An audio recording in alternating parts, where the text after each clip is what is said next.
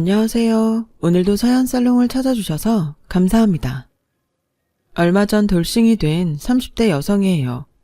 살다 보면 할까 말까 고민되는 일이 있잖아요. 제 경우에는 결혼이 바로 그런 경우였어요. 일에 빠져 사느라 결혼할 생각도 없었고 주변을 둘러봐도 결혼해서 행복한 사람을 본 적이 없었거든요. 저희 부모님조차도 40년 가까이 사는 동안 사니 못 사니 숱하게 싸우며 살아오셨으니까요. 그래서 결혼은 다음 생에 하는 걸로 마음먹고 있었는데 때마침 제 눈앞에 괜찮은 남자가 나타났지 뭐예요. 그래서 운명이다 생각하고 선뜻 청혼을 받아들이게 됐죠. 하지만 급하게 먹는 밥에 체한다고 번갯불에 콩 구워 먹듯 해버린 결혼이 결국 탈이 나고 만 거예요. 그래서 결혼한 지 1년도 안 돼 졸지에 돌싱녀가 되어버렸지 뭡니까. 처음 이혼 얘기가 나왔을 때 주변에서 그러더라고요. 남들이라고 이혼할 줄 몰라서 참고 사는 줄 알아? 막상 이혼해봐. 손해보는 게 누군지. 남잔 세장가 가면 그만이야.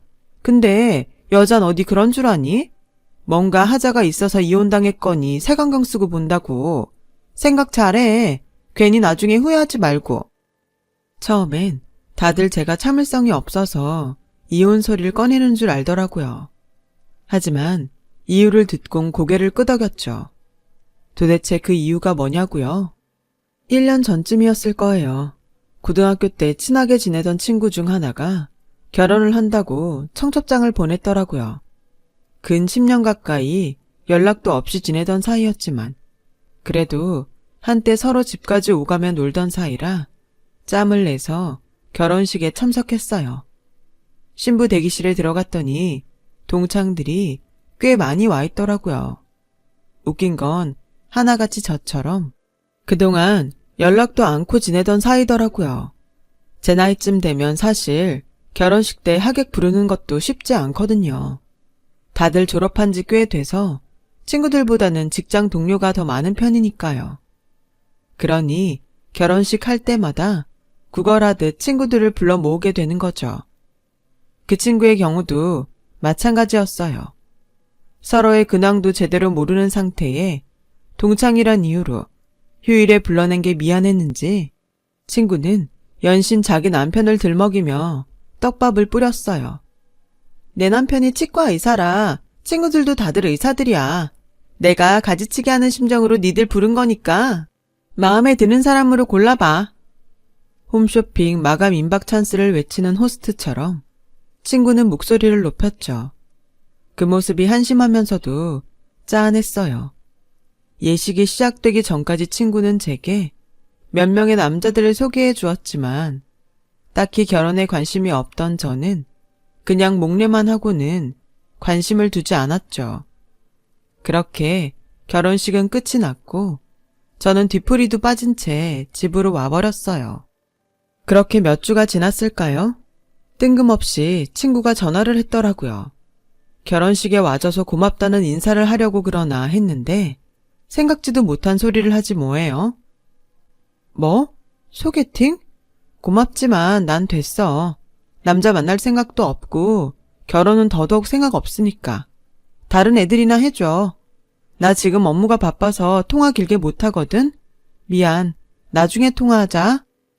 그렇게 전화를 끊었는데 그 후로도 친구는 끈질기게 소개팅에 나가라고 연락을 해왔어요.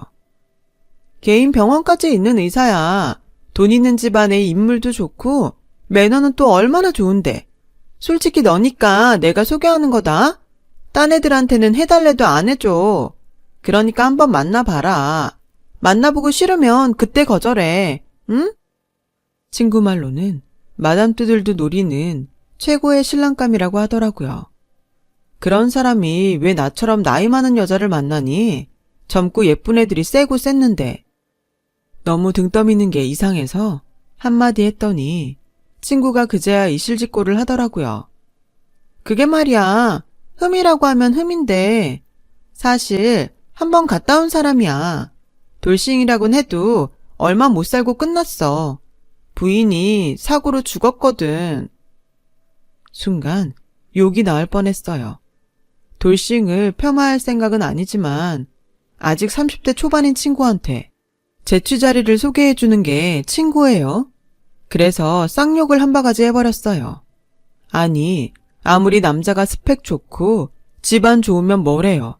그래봐야 죄치인데 내가 뭐가 모자라서 한번 다녀온 남자를 만나야 하나 서글프더라고요. 게다가 자랑 같지만 저희 집 형편도 그 남자네 못지않게 살거든요. 그뿐인가요? 직업 있겠다. 혼자서도 내 인생 충분히 꾸려갈 능력 되거든요. 그래서 딱 잘라 거절하곤 더는 나한테 그 남자 얘기 꺼내지도 말라고 했어요. 그랬더니 만나보면 생각이 달라질 거라며 끝까지 매달리지 뭐예요. 기억 안 나? 내 결혼식 때 남편 대학 동기라고 소개해줬잖아. 왜?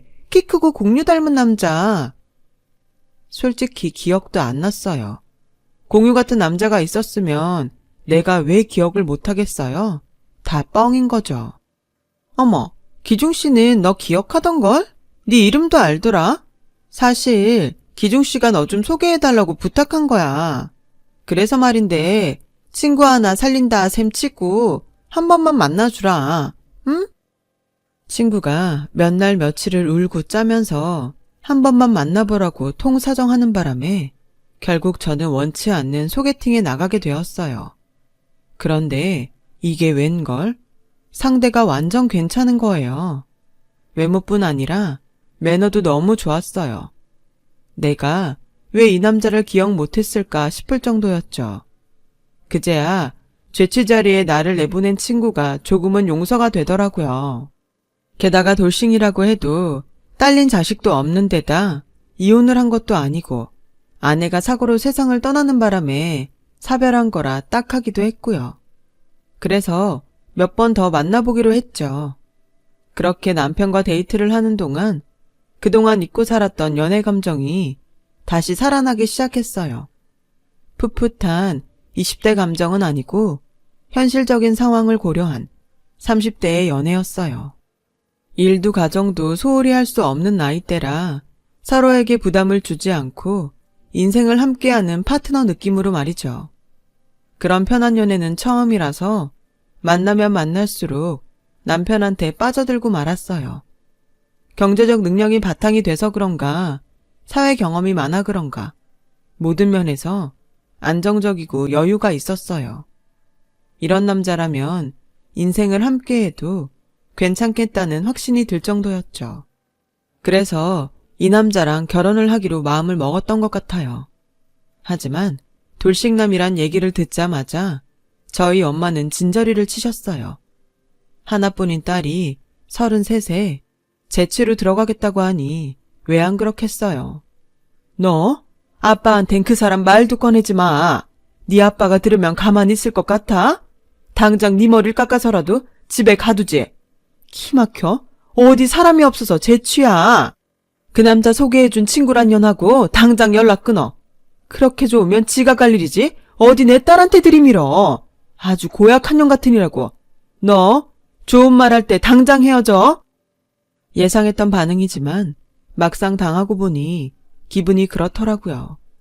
돌싱이 된 게 그 사람 탓도 아닌데 괜한 선입견 때문에 엄한 사람을 나쁘게 모는 것 같아서요.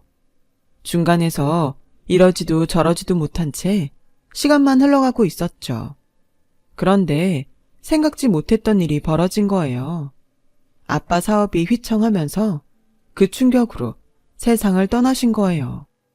지금껏 온실 속 화초처럼 남편의 그늘에서 곱게 살아오신 엄만 남편의 죽음 앞에 망연자실할 뿐이었어요. 당장 정리해야 할 일이 천지인데 할 수 있는 게 아무것도 없었죠. 그건 저도 마찬가지였어요. 아빠의 죽음만으로도 우리 모녀한텐 너무 벅찬 충격이었거든요. 그 순간 생각나는 건 남편뿐이었어요. 제가 기댈 유일한 등이었죠. 제 연락을 받고 달려온 남편은 아빠 장례식은 물론 회사 정리까지 말끔히 처리해 주었어요. 덕분에 부모님이 사시던 집과 약간의 부동산은 건질 수 있었죠. 아빠 장례식이 끝나고 얼마 뒤 엄마가 남편을 집으로 부르라고 하셨어요. 도움을 받은 것에 대해 감사 인사를 하시려나 보다 했는데 이번 일 겪고 나니 집안에 남자가 없는 게 그렇게 막막하더라고요. 그래도 덕분에 나나 우리 애나 많이 안심됐어요. 솔직히 그동안 내가 둘 사이 많이 반대했는데 이제 더는 고집 안 부리려고요. 다른 거 안 바래요. 그저 내 딸아이 아끼고 사랑해주세요. 부모로서 자식한테 행복한 모습을 보이고 살았어야 했는데 우리 부부가 그러질 못했네요. 그러니 내 딸아이만이라도 좋은 사람 만나 따뜻하고 행복했으면 했어요. 내가 부탁할게요. 우리 딸 아껴주세요. 엄마가 남편 손을 꼭 잡고 그런 얘기를 하시는데 눈물이 나더라고요. 엄마가 누구한테 고개를 숙이는 것도 처음이었고 그게 나를 위해서라는 사실에 미안하고 고마운 마음이 커서 그랬던 것 같아요. 그날 엄마한테 허락을 받은 우리는 만난 지 3개월 만에 바로 결혼식을 올리게 되었어요. 남편이 재혼이기도 하고 아빠 장례식을 치른 지 얼마 되지 않아서 가족들만 모여 조촐하게 식을 올린 거라 딱히 준비할 것도 없었어요. 집이며 살림은 이미 남편이 살던 집에 다 꾸며져 있어서 가전제품 몇 개와 침대 정도만 바꿨거든요. 도둑장가 가듯 후딱 해치운 결혼에 직장 동료들은 물론 친구들도 의아해했지만 상관없었어요. 우리만 좋으면 그만이니까요. 게다가 제가 재취자리로 간다는 말에 혀를 차던 집안 어른들도 남편을 보곤 더 이상 아무 말 안 하시더라고요. 누가 봐도 만점 사윗감이었거든요. 특히 친구들은 제가 부러워 난리였죠. 그건 바로 저희 시댁 때문이었어요. 아버님은 몇 년 전에 세상을 떠나시고 어머님은 큰아들 내외와 미국에 살고 계셨거든요. 그래서 시집살이 걱정은 1도 없었죠. 제3야 명절 스트레스 없는 소위 말해 최고의 시댁이었어요. 부러워서 그랬을까요? 제게 남편을 소개해준 친구가 글쎄 이러는 거 있죠. 너 이 결혼 정말 괜찮겠어? 정말 후회 안 하겠냐고. 언제는 만나보라고 등 떠밀더니 결혼했다니까 이제 와서 이딴 소리를 하는 이유를 모르겠더라고요. 아무리 부러워도 그렇지 막 결혼한 친구한테 그게 할 소리냐고요. 그래서 쟤랑은 다시는 상종 말아야지 생각했어요. 그런데 막상 살아보니 그 친구가 왜 그런 말을 했는지 알겠더라고요. 남편에겐 비밀이 있었거든요. 남편은 결혼 후에도 전과 다름없이 제게 잘해주었어요. 문제는 제가 원하는 방향이 아니라 자신이 원하는 방향이었다는 거였죠. 예를 들자면 속옷부터 머리핀 하나까지 자기 마음에 드는 것만 사다 줘요. 남편이 기껏 생각해서 사다 주는데 호강에 겨워 요강 깨는 소리 하는 거 아니냐고요? 글쎄요. 근데 그게 좀 다른 느낌이었어요. 마치 너는 내 아내니까 내가 원하는 모습이 되어야 한다. 이런 식이었죠. 저를 자기 소유물로 착각하는 것 같다고 해야 할까요? 암튼 선물을 받을 때마다 고맙다기보다는 꺼림칙하고 왠지 구속당하는 느낌이 들었어요. 심지어 집에서 신는 슬리퍼도 제 취향과는 무관하게 남편이 골라온 것들로 신어야 했고 화장품도 남편이 사온 브랜드로 써야 했어요. 거기까지는 이해한다 쳐요. 글쎄 제 몸무게까지 남편이 나서서 체크를 한다니까요. 당신 요즘 너무 먹는 거 아니야? 지난달보다 몸무게가 500g이나 늘었잖아. 그리고 내가 머리 묶는 거 싫어하는 거 알면서 왜 자꾸 머리를 묶고 다니는 거야? 염색은 또 뭐고? 당신 내가 말한 샵 말고 다른 데로 옮긴 건 아니지? 다시 말하지만 절대 그러지 마. 내가 정해준 대로만 하라고.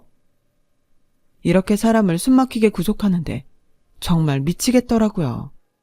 모르는 사람이 보기엔 남편처럼 아내를 사랑하고 가정적인 남자가 어디 있냐고 하겠지만 정말 같이 살아본 사람 아니면 제 고통을 몰라요.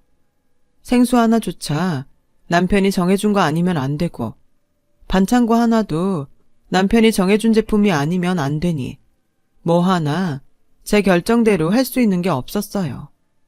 사람이 자유를 박탈당하는 게 얼마나 피말리는 고통인지 모를 거예요. 남편의 아내로 사는 한 내가 정할 수 있는 건 숨 쉬는 거 하나뿐이었어요. 상황이 이렇다 보니 결혼 후 2달이 넘어서자 이유 없이 몸이 아프기 시작하더라고요.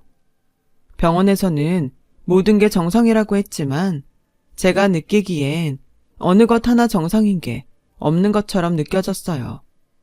몸도 정신도 황폐했거든요. 제 상황이 이렇다 보니 직장 생활도 지속할 수 없게 되었어요. 무기력증에 식욕부진에 두통을 달고 사는데 업무가 제대로 되겠어요? 그러자 하루는 과장님이 따로 불러 한 소리 하시더라고요. 윤주임, 의사 남편 만나 살만하니까 일하기 싫은 거 아니야? 그런 거면 이참에 일 그만두고 집에서 살림이나 하지 그래? 괜히 열심히 일하는 여직원들 욕먹이지 말고. 이래서 결혼한 여직원은 쓰는 게 아니란 소리 내 귀에 안 들리게 하란 말이야. 내 말 알아듣겠어?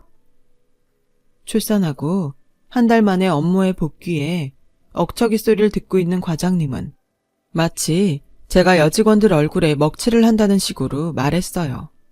반박하고 싶었지만 그럴 수 없었어요.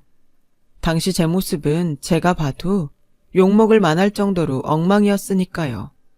제가 아닌 상태였거든요. 남편과 살면서 저는 자존감이 바닥을 칠 정도로 낮아졌어요. 숨 쉬는 것 빼곤 어느 것 하나도 내 마음대로 할 수 없다는 사실에 화가 나면서도 매 순간 사소한 것까지 따지고 들어야 하는 게 구차하게 느껴졌어요. 불과 몇 달 사이에 이전에 내가 어떤 모습이었는지 기억도 안 날 정도였죠. 그리고 결국 회사에 사직서를 내게 되었어요. 제가 회사를 나오던 날 과장님이 그러더군요. 이전에 심하게 말했던 거 미안해. 남들은 결혼에 목숨 걸 때 자기는 일에 매진하는 거 보고 사실 부럽고 대단하게 느꼈었거든. 자긴 다를 줄 알았는데 결혼하자마자 예전의 모습은 사라지고 엉망으로 변한 것 같아서 화가 났었어. 혹시 무슨 일 있는 건 아니지? 언제든 내 도움 필요하면 전화해. 직장 상사가 아니라 결혼 선배로서 도울 수 있는 건 도와줄 테니까. 과장님의 그 말에 순간 울컥했어요. 너무 힘들었거든요. 차라리 일에 지쳐 몸이 힘든 거라면 약 먹고 쉬면 될 일이었지만 정신적으로 힘든 건 정말 내 힘으로는 어떻게 안 되더라고요.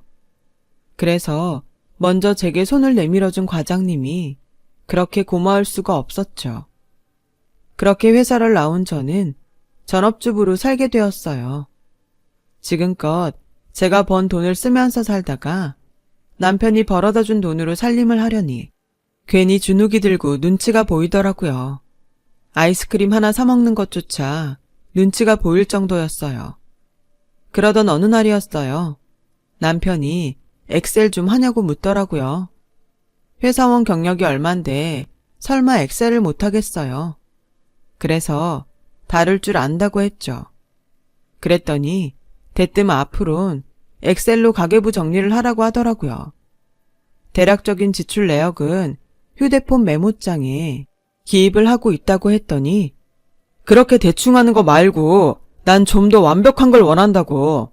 내가 매달 벌어주는 돈이 얼만데 그 정도 요구도 못해? 그러니까 제발 내 말에 토 좀 달지 말고 그냥 내 말대로 해. 제발 좀. 나도 집에서 그냥 노는 거 아니야. 직장에 안 나가는 대신 살림을 한다고. 따지고 보면 자기랑 내가 역할 분담을 하는 건데 꼭 그렇게 말해야겠어? 그리고 내가 적고 있는 지출 내역이 있는데 뭐하러 가계부까지 써. 차이가 나봐야 얼마나 난다고. 우리 그냥 편하게 살자. 응? 그 순간 남편 표정이 확 바뀌더니 지금껏 본 적 없는 싸늘한 표정이 되었어요. 그 모습에 오싹할 정도였죠. 그래서 결국 남편 말대로 가계부를 쓰게 됐어요. 남편은 제가 자기 말을 잘 따라줄 때는 세상 누구보다 인자한 남편이 되었고, 조금이라도 자기 뜻에 어긋난 행동을 하면 완전 딴 사람처럼 싸늘하게 굴었어요. 이런 일이 반복되다 보니 언제부턴가 자연스레 남편 말에 전전긍긍하며 살게 되더라고요. 그러면 그럴수록 결혼 생활은 불행해졌죠. 그러다 결정적인 사건이 일어났어요. 하루는 남편이 명품 백을 하나 사왔더라고요. 딱히 제가 선호하는 브랜드는 아니었지만 고가의 백을 사다 주니 기쁘긴 했죠. 그런데 세상에 공짜는 없더라고요. 남편의 선물에는 이유가 있었거든요. 이달 27일이 먼저 간 내 아내 기일이야. 그래서 말인데 당신이 제사 좀 지내줬으면 좋겠어.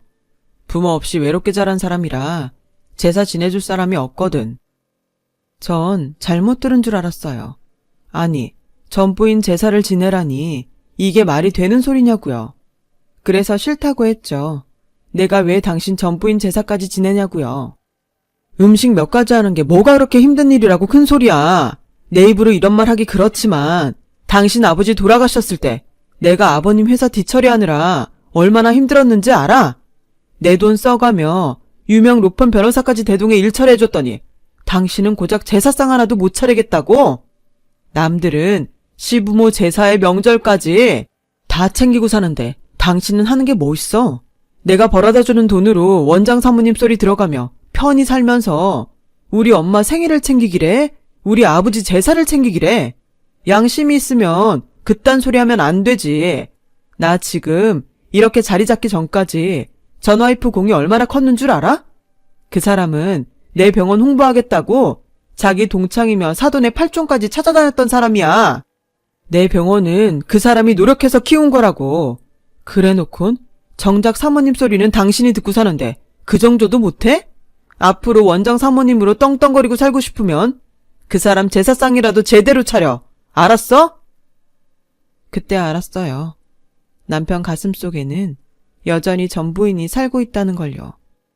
그래서 친구한테 전화해 만나자고 했어요. 그리곤 제 남편의 전부인에 대해 얘기 들은 게 있냐고 물었죠. 그랬더니 친구가 충격적인 얘기를 해주더라고요. 사실 내 남편 병원 차리는데 돈이 부족했거든. 대출도 다 땡겨서 돈 나올 구멍이 없었는데 너네 남편이 은행이자 정도 받고 빌려준 덕분에 다행히 개원할 수 있었어. 그 큰 돈을 빌려주고도 생색도 안 내고 이자가 늦어도 닥달로 없길래 처음엔 괜찮은 사람이다 싶었는데 남편이 그러더라고. 길게 알고 지낼 사이는 아니라고 말이야. 그땐 흘려들었었는데 결혼식 날 널 복은 소개시켜달라고 집요하게 구는 거 보고는 사실 좀 무섭더라. 게다가 널 소개시켜달라는 이유가 죽은 전부인이랑 닮아서라나? 내가 정말 너한텐 죽을 죄를 졌다. 난 네가 결혼 생각이 없대서 네 선에서 거절하고 끝날 줄 알았거든. 이렇게 결혼까지 하게 될 줄 몰랐어. 친구는 눈물을 흘리며 미안하다고 했지만 제 귀엔 들리지 않았어요. 전부인과 닮아서 날 선택했다는 말이 너무도 충격적이어서 다른 생각은 할 겨를이 없었거든요. 정말 나랑 그렇게 닮았대? 나도 본 적이 없어서 잘 모르겠는데. 아참, 네 남편 지갑 한번 뒤져봐. 내 남편이 그러는데 지갑에 전부인 사진을 넣고 다닌다더라고. 죽은 전부인을 상대로 싸워야 하다니 정말 기가 막혔어요. 여전히 전부인 사진을 품고 사는 남자, 껍데기만 데리고 사는 내가 너무 가엾고 불쌍했어요. 애초에 이런 결혼 따위는 하는 게 아니었는데 쉽게 마음을 준 내가 바보였어요. 그렇게 자책하며 집까지 오는 내내 미친 여자처럼 울다가 웃다가를 반복했어요. 그리곤 집 주차장에 세워진 남편의 차를 보니 정신이 확 들더라고요.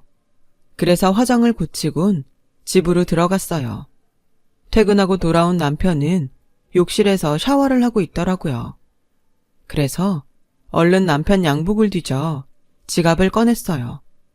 그런데 아무리 뒤져도 사진은 없더라고요. 그때였죠. 주민등록증 뒤에 살짝 삐져나온 종이가 보이더라고요. 죽은 전 부인의 사진이었어요. 사진을 본 저는 경악할 수밖에 없었죠. 저와 비슷하게 생긴 전 부인의 얼굴도 놀랐지만 그보다 그녀의 헤어스타일과 입고 있는 옷, 가방과 구두가 온통 남편이 제게 사준 것과 같았거든요. 그동안 이 인간은 저를 죽은 아내 복제품 정도로 취급했던 거였어요. 내 취향과는 다른 옷이며 액세서리를 입고 쓰게 했던 것도 그런 이유였죠. 소름이 쫙 끼치면서 화가 머리 끝까지 올라 정신을 차릴 수 없더라고요. 그래서 주먹을 부르르 떨고 있는데 마침 욕실에서 나온 남편이 제 손에 들린 전부인 사진을 보곤 기겁하더군요. 여보, 그 사진은 말이야. 내가 버린다는 게 깜빡했나봐. 난 그게 거기에 있는 줄도 몰랐어. 정말이야, 믿어줘. 뭐? 사진이 있는 줄도 몰라?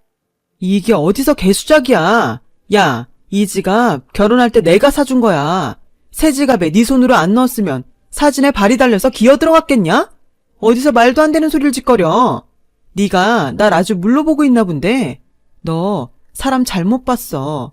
내가 비록 네 새치어에 놀아나서 이런 그지 같은 결혼을 하긴 했지만 네가 생각하는 것처럼 나 호락호락한 사람 아니다.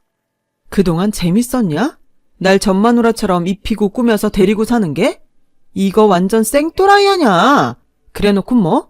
원장 사모님으로 살려면 전마누라 제사까지 지내라고? 네 병원 살리느라 고생만 하고 죽은 그 사람이 불쌍해? 어디서 쇼를 쳐? 그렇게 미안하면 살아있을 때 잘하지 그랬냐? 툭하면 바람피고 병원 차려줄 친정 없다고 그렇게 구박했다며? 네 친구가 그러더라. 너 같은 인간 말종은 처음이라고. 빌린 돈 갚으면 너랑 바로 손절이라고. 지 인생 그따위로 살아놓곤 어디서 지가 싼 똥을 나한테 들이대. 그리고 우리 아빠 회사 정리하느라 네가 유명 로펌 변호사까지 샀댔지? 웃기고 있네.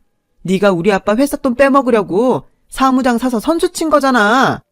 그렇게 챙긴 돈으로 주식 투자했다가 반토막 났다고 내 친구 남편 데리고 룸사롱에서 술 퍼마셨다며. 아주 가지가지 한다. 네가 인간이니? 이 막장 쓰레기 같은 새끼야. 네가 그동안 인생을 어떻게 살았는지 모르겠지만 앞으론 네 뜻대로 살긴 힘들 거다. 왠줄 알아? 내가 아주 개박살을 내줄 거거든. 그러자 남편이 코웃음을 쳤어요.